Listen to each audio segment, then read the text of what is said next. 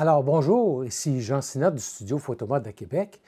Bien, je viens de recevoir 3 nouvelles boîtes de chez Godox d'une nouvelle génération et chaque boîte finit par la lettre T qui signifie en anglais thin, autrement dit mince. Donc, ce sont des nouvelles boîtes à profil mince que je vous invite à découvrir aujourd'hui. Et plutôt que de vous présenter une longue capsule comportant les tests et tout ça que j'ai fait sur chacune des boîtes, bien, je vais les faire de façon distincte, là, une après l'autre. Donc, ça va être plus facile pour venir consulter. Et la première boîte que je vous présente aujourd'hui, c'est une boîte Lanterne qui est le modèle CS85T. Et c'est la boîte qui, maintenant, va remplacer ma boîte Lanterne avec laquelle je filme normalement parce que ça prend beaucoup moins de place. Qu'est-ce qui est vraiment distinct aussi par rapport à l'autre boîte que j'avais, c'est que le squelette, si on veut, de la boîte comme telle, bien, les autres que j'ai, c'est les petites tiges qui sont en métal en dedans, sont directement là sur le métal, alors que ceux-ci sont revêtus d'un genre de caoutchouc pour venir protéger le tissu réflecteur. Donc, vraiment un plus aussi par rapport à l'autre génération que j'ai. Et aussi, qu'est-ce que ça fait? C'est que normalement, moi, le déflecteur ou le diffuseur qui était ici, bien, il doit, faut que je le monte séparément, alors que celle-ci est vraiment toute prise après avec des petites velcro dans le fond de la boîte qui tient le tout en place. Et ça fabrique sous 3 dimensions, en 50 cm, 65 cm et 85 cm. Donc, pour moi qui utilise ces boîtes-là, surtout pour la vidéo, mais aussi, on va découvrir aussi en photo où c'est très utile. Bien, cette boîte-là, pour moi, c'est vraiment l'article idéal parce que, bon, contrairement à si je prendrais une boîte conventionnelle à lumière, qu'est-ce qui arrive? C'est que la boîte, lorsqu'on l'approche, ça devient beaucoup plus sombre. On voit moins le studio, donc c'est beaucoup plus intime, si on veut, mais c'est une lumière qui est beaucoup plus forte et ce qui devient plus difficile pour les yeux.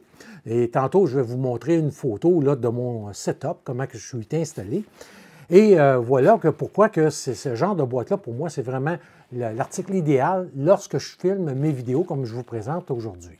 Concernant les fiches techniques, bien écoutez, c'est une boîte omnidirectionnelle, c'est-à-dire que la lumière vient de tous les sens avec un 270 degrés de diffusion. Donc vraiment, on va voir que c'est une belle diffusion dans toute la pièce. Et ces 3 dimensions de boîte-là, bien comme on voit, on va retrouver, là, lorsqu'on parle de la boîte la plus profonde, on va retrouver seulement une profondeur de 54,1 cm, donc vraiment beaucoup plus mince, si on veut, que les anciennes boîtes.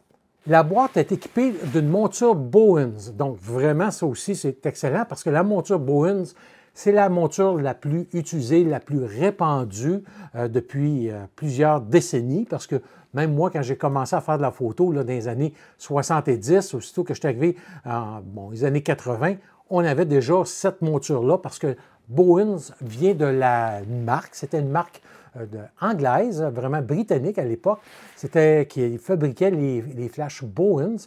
Et par la suite, la monture s'est répandue et est devenue comme universelle. Aujourd'hui, la compagnie n'existe plus, mais la monture, elle, demeure. Et ici, je vous mets la différence entre la monture Godox et Bowens. Pourquoi? Parce que souvent, les gens vont penser que lorsqu'on achète une monture Bowens ou Godox, il va faire sur tous les flashs. Non. Il faut savoir qu'on va avoir uniquement les flashs AD300 Pro, AD400 Pro et AD600M. Et on voit là que la monture Bowens est beaucoup plus grande. C'est là qu'on peut mettre des plus gros flashs parce que le flash tube ou le tube éclair, bien, à ce moment-là, va avoir de la place à venir rentrer à l'intérieur, alors que sur les montures Godox, c'est beaucoup plus petit, donc c'est vraiment fait là, pour vraiment les plus petites têtes. Et la monture Bowens, en plus de ça, bien, non seulement elle est dans la plupart des flashs, mais aussi dans toutes les séries de lampes LED.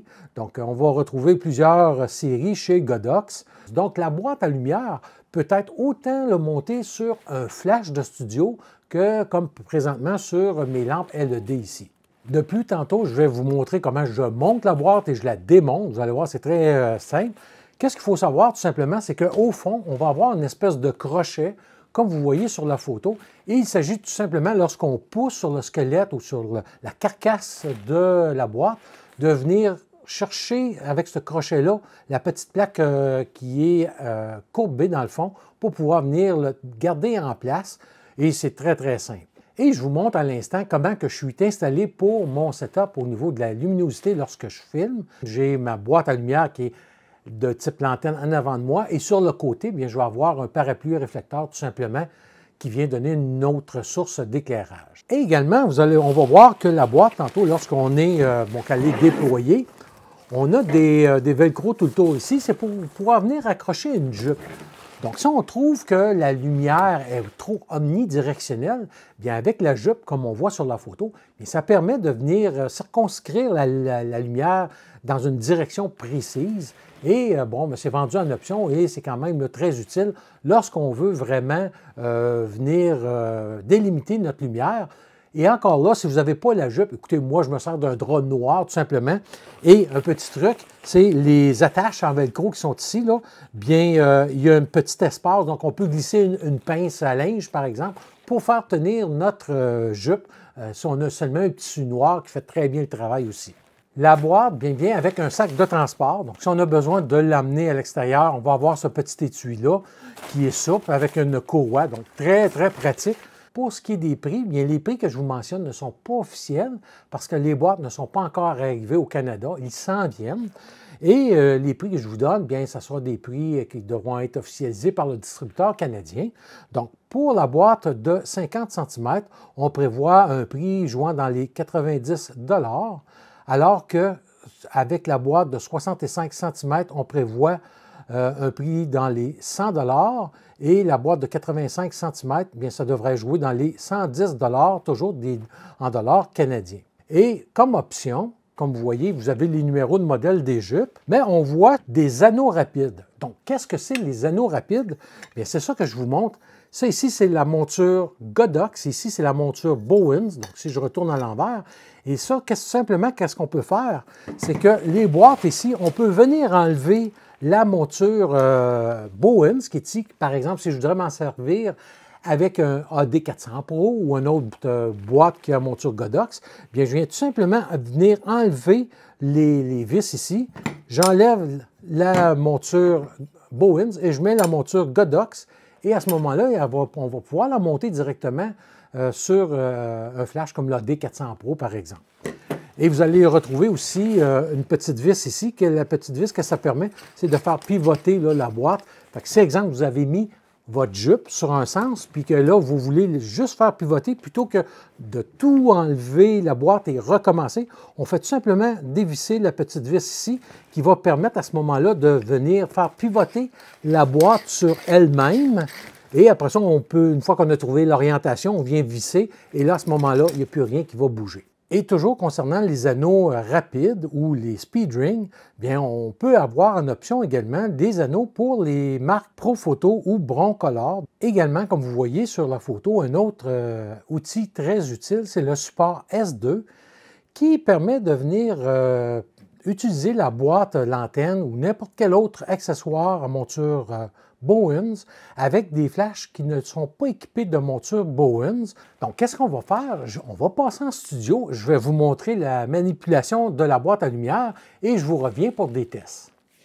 Avant de vous montrer comment déployer la boîte lanterne CS85T, c'est seulement pour vous montrer le squelette entre les deux types de boîtes. Donc, c'est les deux ici que j'ai. C'est des 85 cm. Donc, on peut voir que la boîte de Godox est plus petite et aussi, ça fait en sorte qu'on peut conserver la jupe ou le diffuseur par-dessus le squelette. Puis, celui-là ici, bien, je vais vous montrer. Avec l'autre, je suis obligé de venir mettre ma jupe à chaque fois à l'intérieur de celui-là ici. Et on va voir, tantôt, je vais vous déployer les deux un côté de l'autre pour voir la différence de grandeur. Donc, c'était pour vous montrer au départ, avant le déploiement. Et donc maintenant, le déploiement, ça se fait quand même assez facile. On va voir qu'on a des côtés avec du velcro. Donc tout simplement, qu'est-ce qu'on fait? On va avoir à l'intérieur un crochet, comme vous voyez sur la photo ici. Donc on a seulement à appuyer et venir chercher le crochet qui est dans le fond. Et lorsqu'on va déployer, bien, à cause des guides qui sont là, bien, ça se garde vraiment bien en place. Et je viens tout simplement chercher le fond avec le crochet. Et voilà, c'est pas plus compliqué que ça. Et à ce moment-là, par la suite, qu'est-ce que je fais? C'est que je vais venir mettre mon velcro ici, de chaque côté, venir attacher. Voilà.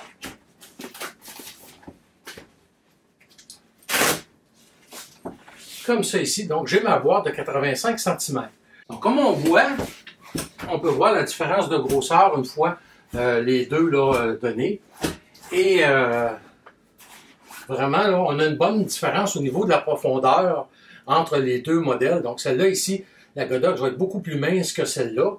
Donc, on a besoin de moins de recul, si on veut, lorsqu'on va l'utiliser. Alors, lorsqu'on veut monter la boîte sur le flash, jamais l'emmener sur le flash direct. Surtout comme ici, j'ai le DP603V. Donc, qu'est-ce qui arrive, c'est qu'il n'y a pas de protection sur le tube, sur le flash tube.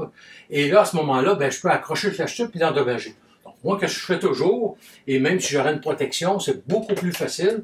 J'ai enlevé mon flash simplement. Je vais venir ici, le glisser au centre. Je dépose. Je fais tout simplement déposer et on va voir là, qu'en tournant, ah, il est rentré dedans. On fait encore un petit tour et on l'a entendu se verrouiller en place. On vient mettre notre flash sur son pied. Voilà, il est bien rentré. Donc, c'est pas plus compliqué que ça. Et là, je voulais vous illustrer là, des petits tests que j'ai faits pour comparer avec un parapluie, entre autres, parce que le parapluie va nous donner aussi une lumière qui va être très diffuse. La différence qu'on va avoir, c'est que le parapluie, bon, ça va être plus difficile si on veut faire un éclairage diffus, donc il faut le monter par en haut, mettre le flash par en bas, alors que la boîte à lumière, elle, de type lanterne, on peut tout simplement la suspendre et c'est beaucoup plus facile qu'un parapluie. Mais je voulais vous illustrer au point de vue de la puissance qu'on va avoir dans chacune des boîtes. Je vous mets ici le premier test. Donc, tous les tests de puissance ont été effectués avec un flash DP603V à pleine puissance et j'avais 1,5 m entre le fond gris où je mettais mon pose-mètre, soit le Sekonic L858, et le devant de la boîte ou le devant du parapluie.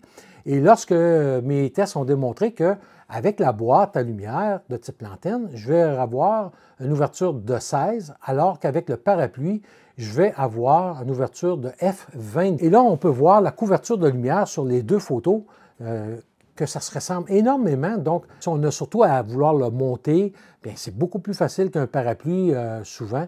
Donc, pour ça que je voulais vous montrer ce test-là. Le deuxième test est pour vous illustrer mon ancienne boîte que j'avais, une boîte Laophas, et la nouvelle boîte de chez Godox. Et je voulais voir la différence de puissance qu'on retrouve parce que, bon, c'est la même grandeur de diamètre, 85 cm toutes les deux.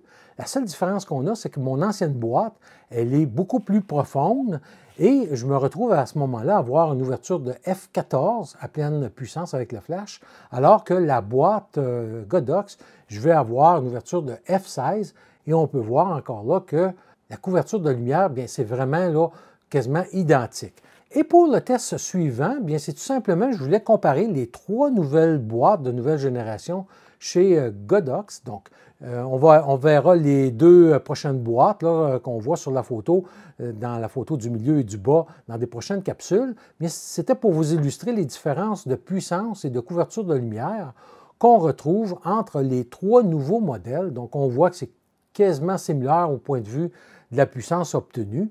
Et au point de vue de la luminosité, bien, c'est un peu différent de boîte en boîte. Bref, on va découvrir ça pour les deux autres boîtes ensemble. Et finalement, qu'est-ce que je veux vous illustrer avec la dernière photo?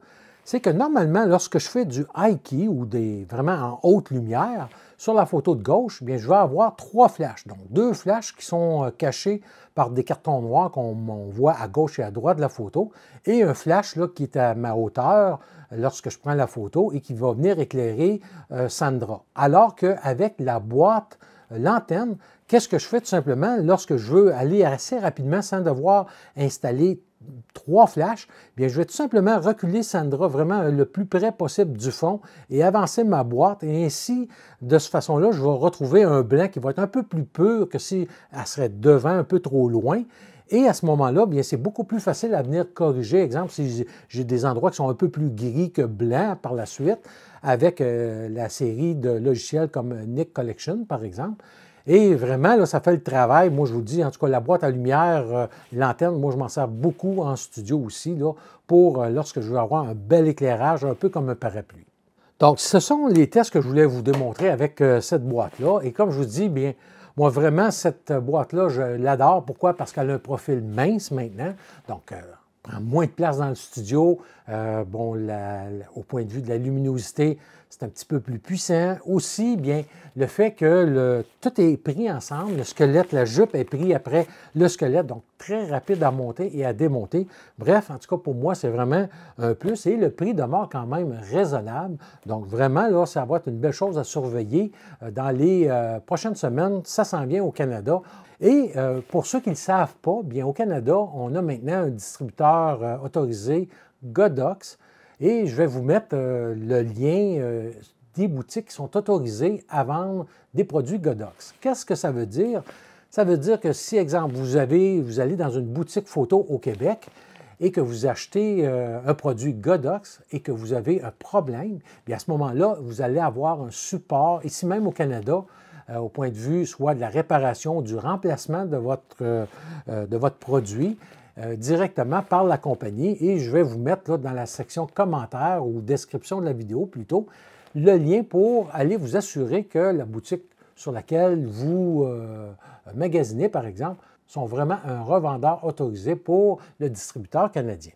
Donc voilà, c'était la présentation de la boîte CS85T, donc la boîte la plus grande qui se fait dans cette série-là.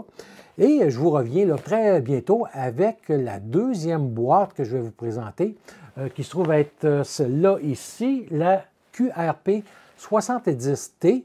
Donc, il va nous rester celle-là à découvrir et l'an dernier, la S85T. Donc, je vous réserve des belles choses et aussi des tests avec les anciens modèles de boîte et les nouvelles modèles. Donc, on se revoit là, très bientôt.